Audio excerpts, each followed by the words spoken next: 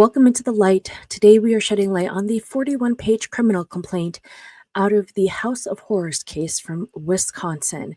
Now, if you are looking more into this case, and the background would be really important before hearing about this, but if not, all means it's fine. You can look in my past videos. You'll see it's noticed House of Horrors. There's 4 defendants. You'll see a photo that has a man and 3 other adult women in it. The victim in this case is lucky to be a survivor. She did survive, thankfully. She's only 14 years old. And something that stood out in this case that made headlines is that this 14-year-old girl weighed only 35 pounds when she wound up essentially being rescued from the horrible situation she was in. So what I'm going to do is just read through this, and I will not have any commentary or anything. I'm just going to read so that we can get all the details, because this has everything: interviews, 911 calls, everything that's crucial to this case. So let's get into it. Count 1 charge is chronic neglect of a child, where the consequence is great bodily harm. That is failure to provide necessary care. Now, all of these, the result is it seriously endangers the physical, mental, or emotional health of the child, and the child suffers great bodily harm as a consequence. So failure to provide necessary care is count 1. Count 2 is a failure to provide necessary food. Count 3 is a failure to provide necessary medical care. Count 4, the consequence is emotional damage. So this is a failure to provide education and compliance with the state laws. Count 5 is also the consequence is emotional damage, and that is failure to provide necessary clothing. Now we're going to go into the probable cause of the case. So it's stating that law enforcement began investigating chronic neglect when it learned that on August 21st, 2025, that 14-year-old MJG was gravely ill and weighed only 35 pounds. For context, because this victim is a minor, her initials will be referred to. So when you hear MJG, that is talking about the 14-year-old victim in this case, and she will not be identified by her name to protect her. So on August 21st, 2025, 14-year-old MJG lived with her father, Walter Goodman, her stepmother, Melissa Goodman, her adult stepsister, Savannah Lefevre, Savannah's partner, Kayla Stemler, and her 15-year-old stepbrother, and Melissa's son. And the son, as a minor, is also going by initials. The son's initials are going to be NM. And 2 dogs, Lily and Sassy, in a trailer located on Hattie Lane in the town of Oneida, Outagamie County, Wisconsin. MJG began living with her father, Walter, Melissa, Savannah, and NM in the spring of 2020. Since moving in with her father in the spring of 2020, MJG has not had any contact with her mother, AF. Immediately prior moving in with Walter in 2020, MJG was staying, along with some of her siblings, with her maternal grandmother, Joanne Close, at a neighboring residence located at Hattie Lane. MJG first met Melissa in April 2019, and at that point, MJG had not seen Walter since she was very little. After MJG moved into the residence in the spring of 2020, Savannah's partner, Kayla Stemler, moved into the residence in August of 2021. Prior to MJG moving into the residence, Walter and Melissa shared one bedroom. Savannah had her own bedroom, and NM had his own bedroom. When MJG moved in, she originally shared NM's room with him.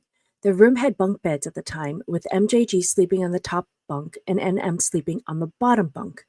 Eventually, NM moved out of the shared bedroom and began sleeping on the couch in the living room. When Kayla moved in August of 2021, NM and MJG were no longer sharing a room. Once Kayla moved in, Kayla shared a room with Savannah. As of August 2025, Walter had been diagnosed with cirrhosis of the liver and was on the transplant list. Melissa and Savannah were extremely obese, to the point of being nearly bedbound, and rarely left the residence. NM was in cancer remission, and Kayla was the only one who worked outside the home. When both Walter and Melissa would both leave the house at the same time, including but not limited to when NM was having treatment at Children's Wisconsin in Milwaukee. Savannah and Kayla would be left responsible for MJG's care at the Hattie Lane residence. As of August 2025, neither NM nor MJG had attended in person school since school originally went virtual due to the COVID-19 pandemic. Prior to COVID, when MJG lived with her mother and our grandma Joanne, MJG attended third grade in person at Oneida. MJG then finished her 2019 to 2020 school year virtually in Oneida. While living with Walter, MJG attended fourth grade in Seymour virtually for the 2020 to 2021 school year and then was reportedly homeschooled from 2021 to 22 school year through the 2024-25 school year. Now, the next part of this is the 911 call that occurred on August 21st from Walter Goodman. It will be so annoying for me to say Walter what he says and then dispatch and what they say. So we're gonna try something here. I'm gonna do a deeper voice for Walter, and I will try to play that part and give him a different voice, and then just use a regular voice for dispatch so that it just sounds like the conversation. Because otherwise, reading it that way is you're gonna hate listening to me read it that way. If this fails miserably, I will change it for the future. If this succeeds, I will keep it for the future, and I'll just be role playing 911 calls over here. So let me know how it goes after I'm done with this. So this is August 21st, 2025. At 5:28 p.m., Walter Goodman called 911 reporting in part the following. Now, the document states this is not verbatim or an official transcript. I have a 14-year-old daughter that she don't barely eat, so she looks really skinny, and she also is autistic, so if she don't want to eat, she don't eat. So the last 5 days, she been sick, throwing up, and I've been giving her the liquid IVs and all that kind of stuff. Today, she's real lethargic and like was throwing her arm up, laying on her bed, throwing her arm up, and now she's just like laying there like she's comatose, but her eyes are open and she's moaning and she's throwing her arms around. Tell them that I have her sitting on my lap in the living room. My porch is broke, so I'll grab her and bring her out. She's not much. See, and the problem is I have an end-stage liver disease. Can they get into the house a different way if you're incapable of carrying her out? No, I can carry her. Like I said, she don't eat. Okay. And you try to feed her, and she's only like, you said your daughter is 14? Yes. Is she conscious right now? Yes, she is. And she is breathing? Yes, but she's like, her mom is a diabetic, so I don't know if she is. I haven't had her tested yet. Okay, do you think she's breathing normally? No, she's breathing real on and off. What do you mean she's breathing on and off? Does she stop breathing? No, her stomach goes down and then it goes rapid and then it kind of goes, you know what I mean? Okay, is she bleeding or vomiting any blood? No. Do you know if she has any pain? I don't know. She won't even talk. She's just laying there with her eyes open, all creepy. Is she verbal normally? Yeah, she's verbal normally. Okay. Do you have any pets outside? Yeah, I have two dogs. Are they locked up? Yeah, they're in a kennel. Can you keep me on the phone while you take her outside? Yes, I can. If you need to put the phone in your pocket, I just want to stay on the phone with you in case anything changes with her. I'll put it in my pocket and I'll grab it once I get sitting down out there. All right, hold on. Okay. I put you on speakerphone. Okay, that's fine. All her clothes are like huge and hanging on her. Okay. Are you home alone with her, Walter? No. But my wife is handicapped and older daughter is handicapped. She's still making noises. Are you outside? I am going out right now. How is she doing? She's just moaning. All right, is she conscious right now? She's grinding her teeth. Okay. I put a pull up on her. Does she normally wear a pull up? No. I changed her clothes because she was wet, you know? She peed herself or whatever, and now she feels like she's peeing on me. MJG. She tensed up when I said her name. She did what? She kind of like tensed up, like, they are coming as fast as they can. She is breathing, correct? Correct. My mouth is so dry. How long has she been sick? Like the last 5 days, 5, 6 days. Okay. I thought it was just a cold because she was puking, So I'm like, okay. And she does a lot of self harm too, so her legs look horrible. How does she self harm? If she has a mosquito bite or something, she picks until they're big open welts. Okay. Hits herself in the head. Okay. When's the last time she ate? Um, this morning. Okay. Then she threw it up. When's the last time she ate where she could keep it down? Probably like 4 days ago, 4 or 5 days ago. She did good. I thought today was the end of it because she didn't do anything until like she didn't puke it up until like 3 o'clock. MJG, you said she is kind of underweight because she doesn't eat much. Yeah, she's underweight because she just don't eat. Okay. Like bony type. Like you try to get her to eat and and she'll throw the food. Okay. Fucking shit, so scary. Are you okay? Yeah, I'm fine. MJG, she's like tightening up in my arms. Is that normal for her?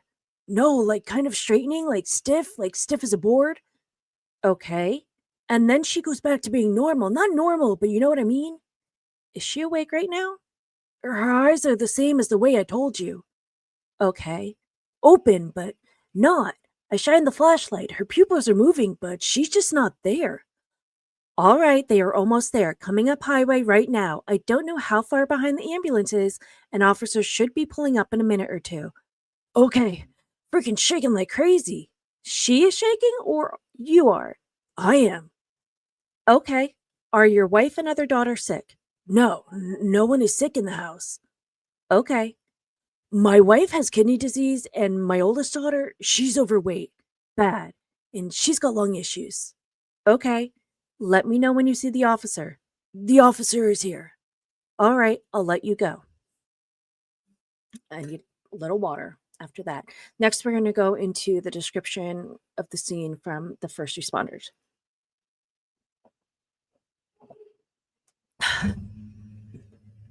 Okay, this is the first responders from August 21st, 2025. Officer Smith was the first to arrive and observed Walter carrying MJG down the driveway. While on scene, Officer Smith observed that MJG appeared severely underweight and malnourished, and that her collarbone, rib cage, hip, and cheekbones were very prominent, and that she looked to be the size of a 6 to 8 year old child. Walter told Officer Smith that he recently got custody of MJG and that she doesn't like to eat.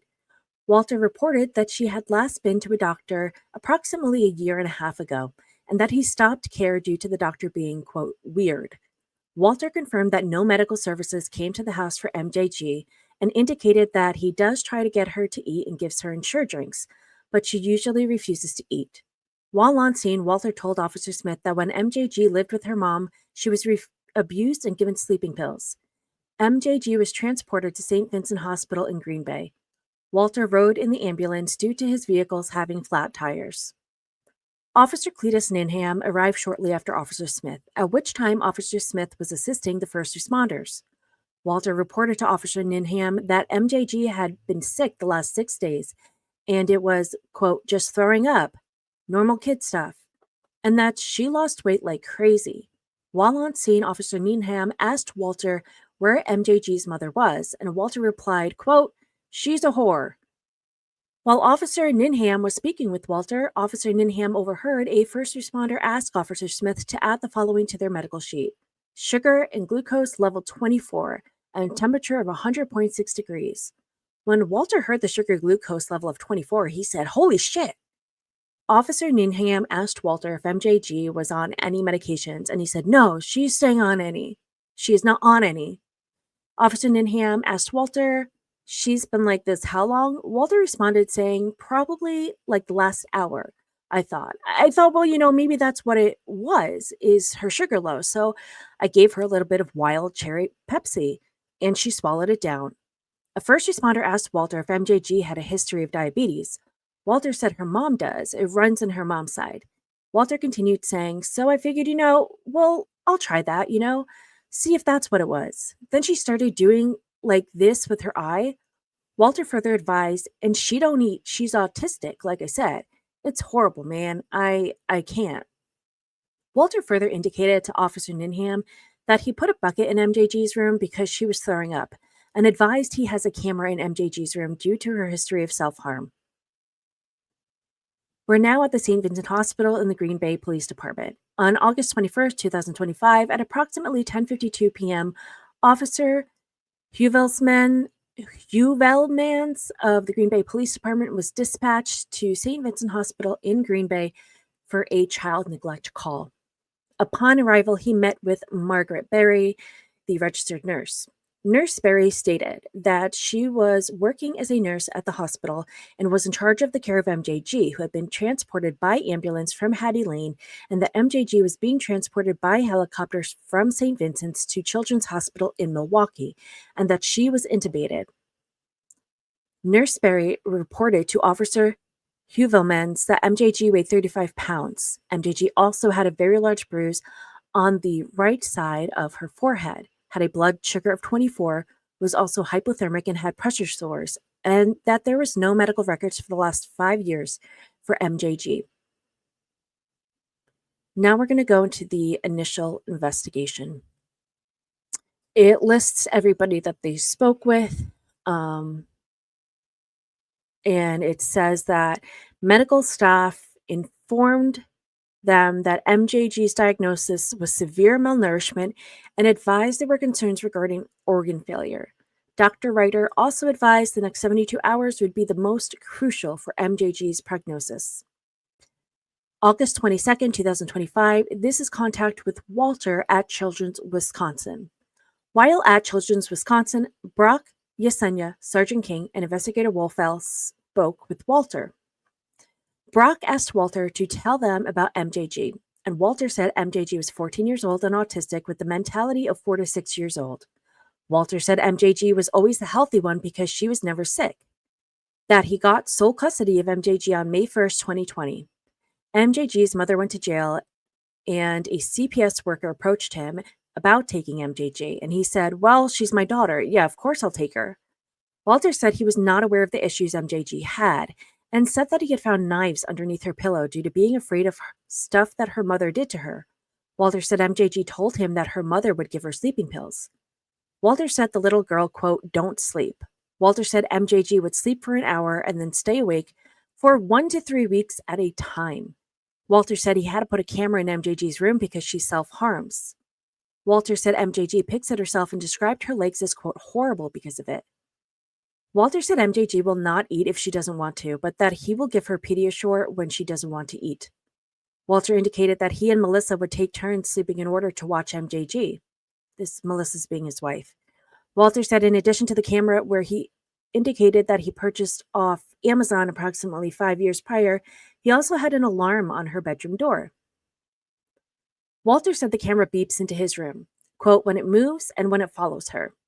Walter said this was mostly because she was doing the self-harm, and Walter said he would address it through the camera by saying, quote, "MJG, you're not supposed to be picking."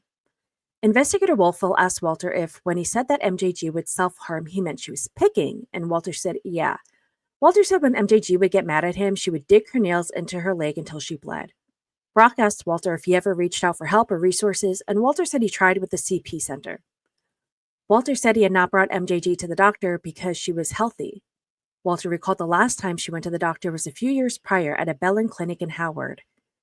Walter said he brought MJG to the doctor to help with her sleeping because he noticed when she wasn't sleeping, she wasn't gaining weight. Walter said when MJG would sleep, she would gain weight and go up to 60 or 70 pounds. And when she was not sleeping, she would go down to 40 pounds. Walter said 6 days prior to him calling the ambulance, MJG became sick. Walter said she complained of her stomach hurting, so he brought her a bucket and she would puke. Walter said by day 3, MJG was fine. Walter said she stopped puking and she was eating normal. Walter said the following day, she said her stomach kind of hurt, so he gave her a watered-down Pediasure, and for lunch, he gave her a second watered-down Pediasure. and a water with a liquid IV, as described MJG as being fine.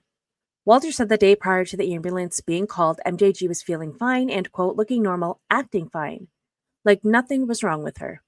Walter said MJG ate a whole square frozen pizza for lunch earlier in the day, and by 3 p.m., she was puking in a bucket, and after puking, she lay down. Walter said he instructed MJG to lay on her side in the event she puked again. Walter said he laid with his head back in his chair and woke up to hearing MJG moaning. Through the camera, he could see her arm, quote, flopping around. Walter said he zoomed in on her face and said her name through the camera, but she was not answering him.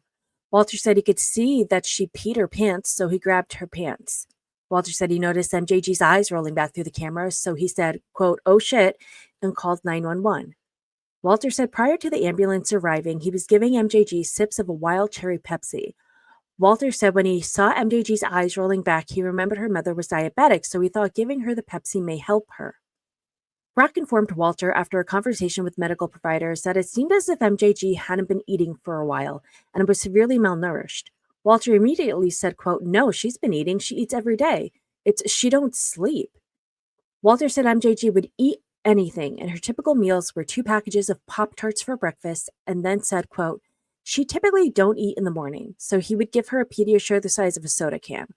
Walter said for lunch she would eat a sandwich, either bologna or peanut butter and jelly, and some chips and a sliced apple. Walter said sometimes MJG would eat 2 or 3 sandwiches. Walter said MJG would normally eat dinner and would eat whatever they prepared for dinner. Walter said he would walk MJG to the bathroom because MJG could not be trusted due to the knives issue. Walter said he would walk her to the bathroom door, she would go in and shut the door, and he would stand outside in the hallway and wait for her. Brock informed Walter that everyone else in the home was heavier, and Walter said MJG did not sleep, and if she was not sleeping, she would be burning up everything she did eat. Walter said he tried everything possible and described MJG as the healthy one who does not get sick. Walter said MJG would be constantly moving in her room and that she plays with the puppies outside. Walter said MJG's knees are bent because she curls up in a ball all the time and stays curled up. Walter described MJG walking like an old man and that she stays curled up like a fetus. Walter said MJG has walked this way for the past few years. Investigator Wolfell asked Walter what MJG would do with the knives for him to feel like he needed to have a camera in her room, due to the incident with her sleeping with the knife under her pillow. Walter said that was it, and he took the knife away after that. Walter said he kept the cameras in her room because she would self-harm by picking.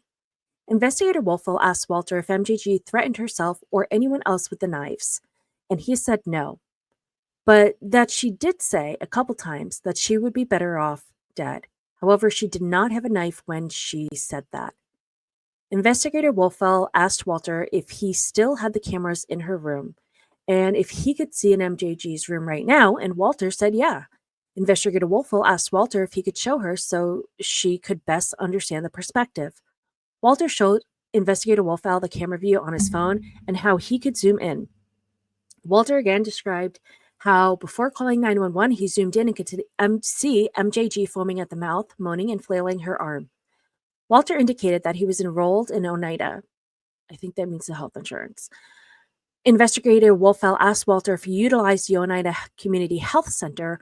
Walter indicated that he did not, and that he did not like their doctors because it took too long to get in.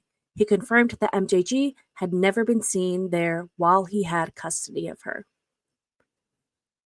Next is August 22nd, 2025. They had contact with Kayla, Melissa, Savannah, Walter, and the other minor child, NM, at Hattie Lane. On August 22nd, 2025, at approximately 11 a.m., Officer Letsky, along with Ruth, a worker from Outagamie Child Protective Services, and Alabra, a worker from Oneida Indian Child Welfare, ICW, went to the Hattie Lane trailer. Kayla answered the door. Officer Letsky identified himself along with CPS and ICW and asked if Melissa was home.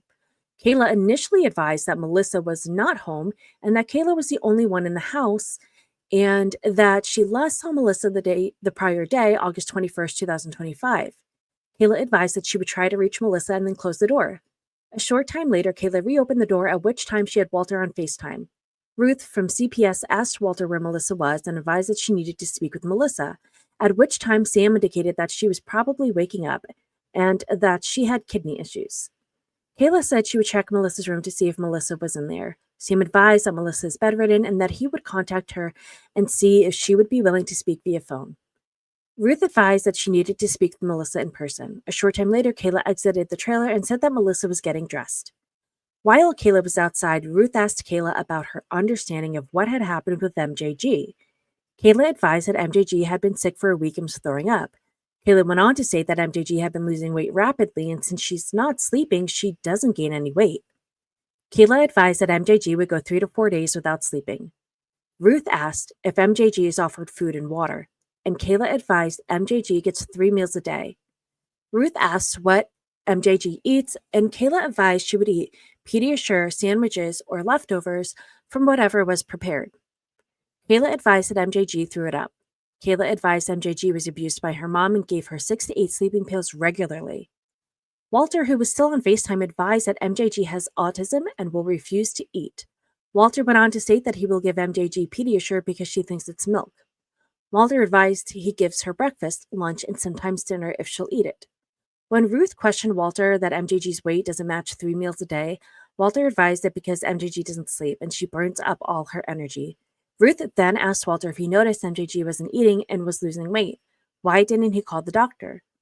Walter advised, I didn't call the doctor, I didn't think anything of it. Walter went on to say that he has stage 4 liver disease and that MJG's weight fluctuates. Walter advised MJG threw up earlier the prior day, August 21st, 2025, then lay back down. Walter added he heard MJG moaning and groaning, so he went in the room and noticed she wasn't acting right. After Ruth questioned why he waited to call 911, Walter advised it was because her weight fluctuates so much.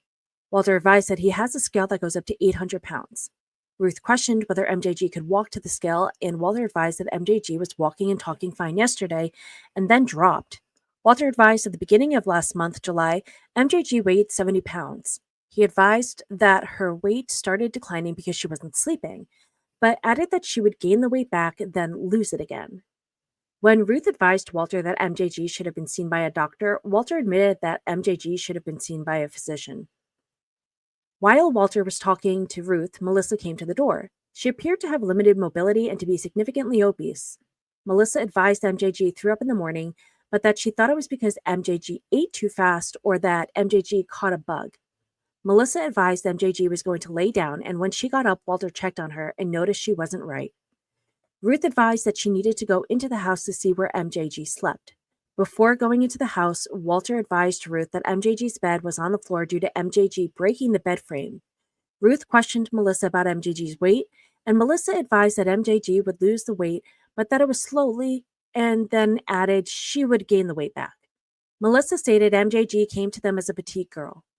Melissa went on to mention that MJG was given the Pediasures and protein bars. Melissa indicated that she believed MJG caught a, quote, little bug since Kayla works with people.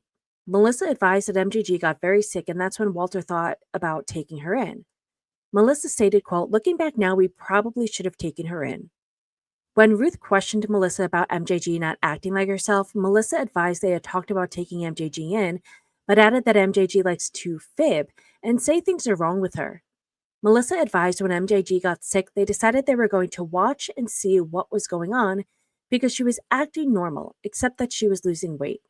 Melissa advised they were going to increase MJG's protein. Melissa advised it was after MJG threw up that Walter decided to call the ambulance. After Ruth advised that if a 70-pound child is losing weight, she should be taken in, Melissa stated, now I know that. Melissa advised she didn't recall the last time MJG was weighed, but she weighed about 62 or 63 pounds. Melissa advised MJG has not been to a doctor because Walter didn't like the pediatrician that she had. Melissa advised MJG had been healthy except for the weight loss and that they offered MJG food, and sometimes she would eat it, but if she didn't, she would be offered something else. When Ruth questioned Melissa again about MJG's pediatrician, Melissa advised Walter never thought she needed to go. Melissa then stated Walter was going to take MJG to the family doctor, but never did. Ruth from CPS and a laborer from ICW spoke to NM.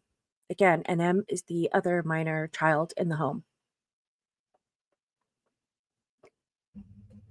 NM stated that if Walter and Sam needed to sleep in, then Kayla may take over caring for MJG. NM further advised that there's enough food in the house. Ruth also spoke with Savannah, who also appeared to be significantly obese. Savannah advised she was somewhat aware of what was happening, but was also working at the time and doesn't come out of her bedroom. Savannah advised that MJG's primary caregivers are Sam and Melissa. Savannah advised she worked in childcare for many years and added she knew it was her job to report any issues. Savannah added that she didn't have any concerns. Now we move to August 25th, 2025. This is contact with a friend of Walter's, Anthony R. Webster Bodway. On August 25th, 2025, Officer Wellfell, along with representatives from CPS and ICW, spoke with Anthony Webster Bodway, who goes by Tony, so we'll call him Tony. While speaking with Tony, he indicated that he and Walter grew up together, so he has known Walter for a long time. They started hanging out in the beginning of the summer, after Tony had bought some four-wheelers and Walter would come over and help him fix them. Tony said he estimated Walter brought MJG to Tony's house with him 4 times over the course of the summer. Tony indicated that he thought MJG was younger than 14 because she was super skinny, that he thought MJG was 8 or 9 years old. Tony said while he was working on the four-wheeler, MJG would ask Tony why he was doing certain things, and Walter would get irritated and tell her not to say anything. Tony indicated that he heard Walter making comments like, quote, "If she misbehaves, I'm not going to feed her today." Tony said he told Walter that he can't do that, and Walter said, "Well, I keep her locked up in her bedroom with a camera on her, and that's where she stays." Tony said he told Walter that he can't lock a kid in a bedroom. That was abuse. Tony indicated that at times when Walter brought MJG to his house, Walter would tell MJG to shut the F up and, quote, "sit there and don't say nothing." Tony indicated that he would offer MJG things like water or a sandwich. Tony indicated that there was nothing notable about how MJG would eat. Tony said he confronted Walter a few times about how he treated MJG, and Walter would say that Tony didn't understand that MJG drives him nuts, and indicated that Walter said, quote, "If I could leave her somewhere in the woods, I'd leave her," and that Walter said to MJG, quote, "I wish I could kill you." Tony later said MJG would respond to Walter talking to her that way by being really timid.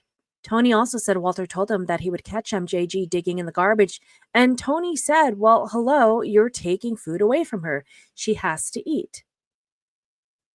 Now we move to the 2019-2020 school year.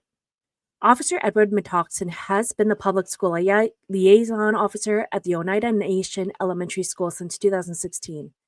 On Tuesday, August 26th, 2025, he spoke with MJG's 2019-2020 school year third grade teacher, Ketta B. Quiver. Officer Metoxen asked Ketta if she remembered MJG, and Ketta confirmed she did. Ketta recalled that she had MJG when school went virtual due to COVID during the 2019-2020 school year. Ketta recalled MJG being friendly and talkative. Ketta said MJG was more active than other kids and frequently moved around. Ketta said MJG did not have a problem eating and appeared to be healthy while she was her student. Ketta informed Officer Metoxen that she was not aware of MJG being autistic or on the spectrum. MJG was not enrolled in any special education programs at the school. Ketta said MJG was at school almost every day and remembered MJG would send her messages after school went virtual, indicating that she missed her. Officer Metoxen remembers MJG as being a healthy, normal third grade student who interacted appropriately with her peers and staff. August 29th, 2025, interview with Kayla. On August 29, 2025, Investigator Wolfell spoke to Kayla at the Oneida Police Department. Kayla indicated that she moved into the residence with Walter, Melissa, Savannah, and NM in August 2021. Kayla attended school for early childhood education. She previously worked as an assistant in the 3-year room at the Oneida Head Start, and that she began working for the Wisconsin Early Autism Project, WEAP, beginning in 2023. She has worked numerous roles at WEAP, and her current title was, quote, advanced technician. Kayla indicated that she works with kids on social skills, learning letters and numbers, or whatever they needed to learn to prepare for school, and described it as being individualized per child. Kayla said she began having medical problems, which resulted in her doctor lowering the number of hours she was allowed to work. Kayla said she was currently only allowed to work 12 hours a week. Kayla said she currently only works with one client who's 3 years old, and she works with that child at a clinic. While discussing MJG, Kayla indicated that MJG's arms and legs have always been super skinny, and when she did weigh 60 or 65 pounds, it was all in her stomach, and described her as having a beer belly look. Kayla said MJG's weight would fluctuate, and she did not know why. Investigator Wolfel asked Kayla if MJG complained of stomach issues, and Kayla said MJG would have trouble going to the bathroom, that she would ask to go to the bathroom, sit for 20 minutes, and nothing would happen. Kayla was asked why MJG would have to ask to go to the bathroom, and Kayla indicated that it was because MJG would steal food from the garbage. Kayla said MJG gets 3 meals a day, but that she would try to steal sweeter foods, including Pop-Tarts and candy. Investigator Wolfel asked Kayla whether MJG would be denied if she asked for more food, and Kayla indicated that MJG would be denied because MJG would get enough food, and if MJG could, she would eat all the time. Kayla said, quote, they would always feed her what she needed, her minimum requirements. Kayla said for breakfast, it was cereal or pancakes, lunch, it was sandwiches, and for dinner, it was whatever they made, normally casseroles. Kayla indicated that MJG spent a lot of time in her bedroom. Kayla said she knew MJG was getting her 3 meals because she would hear, quote, here's your food 3 times a day. Kayla talked about MJG stealing food, including Pop-Tarts and a tortilla shell. Jeez. She indicated that MJG would also get in trouble for, quote, picking. Kayla said MJG picks her skin and hits herself when she gets mad. Kayla said MJG would pick her skin, end up with sores or scabs, and she would pick at them. Kayla indicated that Sam and Melissa would yell from their room or through the camera for MJG to stop picking. Investigator Wolfel asked Kayla about MJG being watched while going to the bathroom. Kayla indicated that MJG would go in the bathroom with the door closed, and Walter would wait outside so he could hear if she self-harmed. Investigator Wolfel asked Kayla if anyone has worked since she had moved in. Kayla said Walter used to work at Domino's but stopped due to his liver issues. Melissa never worked since she had lived in the home. Savannah used to work at the Oneida daycare prior to COVID, and since Savannah works from home doing administrative things, including Mary Kay. Investigator Wolfel asked Kayla how Walter and Melissa get money to live, and Kayla said as far as she knew, they got Social Security. Kayla said when NM got sick, Melissa began getting Social Security to take care of NM. Kayla said she does not pay rent but helps around the house as her rent. Kayla said Walter and Melissa have food share and she has food share. Kayla said they had 2 different fridges and freezers because everything was separate then. Kayla said her and Savannah's fridge was the white one in the kitchen and their freezer was in their room. Kayla said Walter and Melissa have the silver fridge in the kitchen and the stand-up freezer in the kitchen. Kayla said NM and MJG get their food from Walter and Melissa's fridge and freezer, but that if NM wanted a snack from their fridge, they would share. Investigator Wolfel asked Kayla when the last time Melissa left the home, and she said June for a doctor appointment. Kayla said the last time Savannah left the home was in April for a doctor appointment. Kayla said they were both terrified since the porch was not sturdy. Kayla estimated the last time either of them left prior to that was an additional 6 months prior. Investigator Wolfel asked Kayla what Melissa or Savannah would do if they needed to speak with the doctor regarding a concern, and she said they would message their doctor on My Chart first. Investigator Wolfel asked Kayla if MJG was allowed to leave her room, and she indicated that MJG was allowed to leave the room with supervision, and it was mostly Walter that helped her, but NM would help too. Kayla said MJG needed to ask permission to leave her room and estimated she left her room maybe 3 or 4 times per day. Kayla said MJG would ask to leave her room through the camera. Kayla said MJG's door was closed most of the time. Investigator Wolfel asked Kayla if she helped with MJG at all, and Kayla indicated that when Walter and Melissa were gone for doctor appointments for NM, she would help babysit MJG, but she was never a full-time caregiver of MJG. Investigator Wolfel asked Kayla how often she would babysit MJG, and Kayla indicated that during the time frame when NM had cancer, quote, it was quite often because, quote, they would go and have treatment for so many days and then come home for like 4 days and then have to go back down. It was a lot. Kayla said during that time it was her and Savannah home with MJG. Investigator Wolfel asked Kayla to tell her how MJG was when she babysat MJG, and Kayla said she was good. Kayla said Savannah was in charge of MJG's camera during babysitting and indicated that she was aware of the lock on MJG's door but denied using it. Kayla indicated that she never questioned why the lock was there. Investigator Wolfell asked Kayla if she ever witnessed the door being locked, and Kayla indicated that she did. That when she got home from work and it was still not time for MJG to wake up and it was locked, Kayla said they would unlock it when they were awake. Investigator Wolfell asked Kayla if there was ever a time when she questioned how MJG was treated, and she said no. Investigator Wolfell asked Kayla if she always thought MJG was safe at home, and she said yes. Investigator Wolfell asked Kayla if MJG was happy, and she indicated yes, that she would smile a lot, she would play with her toys, and tell you about her toys through the camera while she was playing with them. An interview with Walter at Oneida Police Department on August 29th, 2025.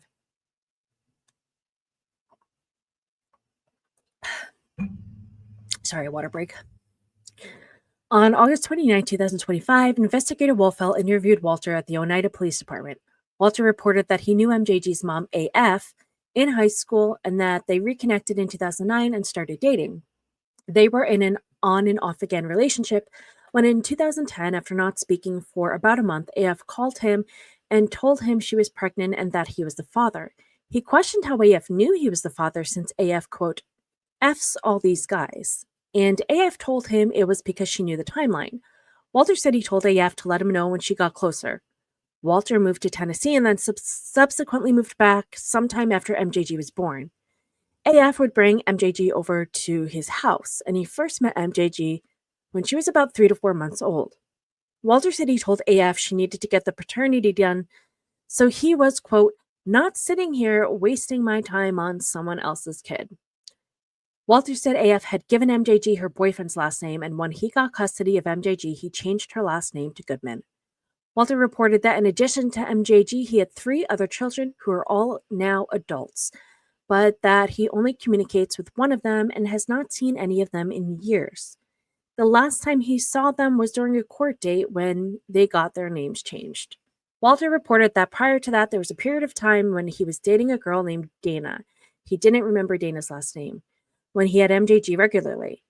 He said he went to jail for child support, and while he was in jail, Dana left him. After he got out of jail, he started dating Melissa, who he reported he met online in 2014 and married March 3, 2016. Walter didn't have contact with MJG from the time he dated Dana until AF contacted him asking if MJG could come over because she was in the process of moving. Walter remembered that when MJG came to his house that day, they painted Easter eggs. Walter reported that this visit with MJG was in March or April of 2020, but a photo depicting MJG at Walter's house coloring Easter eggs was located, and that was dated April 20th, 2019. Walter reported that AF subsequently went to jail, after which CPS contacted him to see if he wanted MJG. Walter reported that he agreed to take MJG, but he wanted to work slowly into that. Now we move to a search warrant that was served at the home on Hattie Lane on August 27th, 2025. While searching the bedroom shared by Savannah and Kayla inside of the closet, Detective Sergeant King located a barrel bolt lock used to lock doors. Alongside of the bolt lock was 2 long screws approximately 3 inches in length. Earlier, Officer Metoxen saw screw holes in the door and door frame of MJG's bedroom door.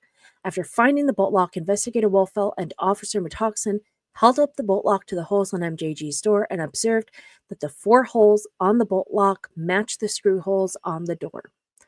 Multiple digital devices were also located and seized. Now, the next part we're going to go into are the text messages that were sent between all these defendants, as well as the minor child and his mom, and things that they said about the victim. So just because we're about to hit 45 minutes here, we're just going to stop. This will be the end of part 1. Part 2, we're going to pick right up with the text messages between everybody in this case. So thank you for listening into the light. And again, let me know below if my 911 call role play is something I need to keep up with, or if I'm just going to read the name and dispatch every time. But I will see you in part 2.